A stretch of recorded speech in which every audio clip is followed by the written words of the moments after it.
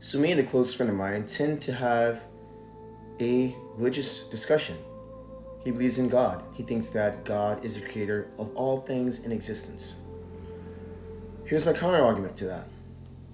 How could a hyperintelligence be the first thing to ever exist? Hyperintelligence takes a progression, a build-up, some sort of evolution to get to the point of complexity.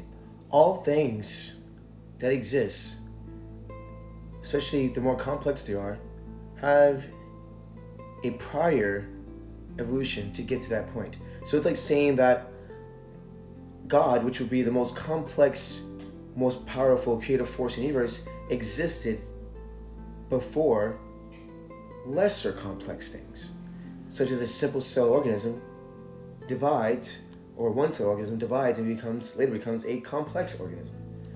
So how could you have the height of creation existing before creation itself?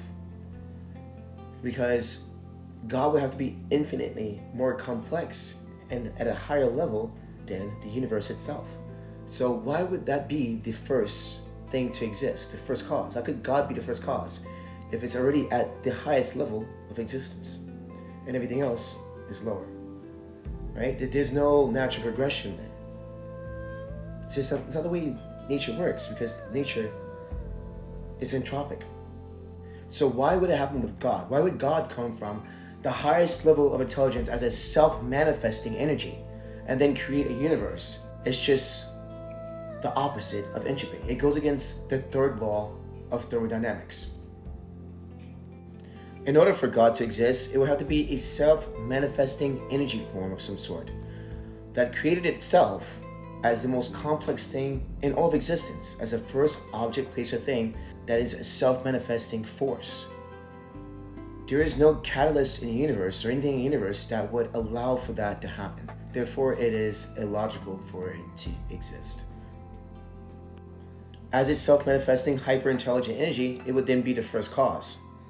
But that is illogical, because there is no such thing as a self-manifesting hyper-intelligent energy in a known universe. Everything comes from something else. Then if God came from something else, it would have to have another creator that created it as well. And this could go on and on and on into infinity. So what would be the first cause?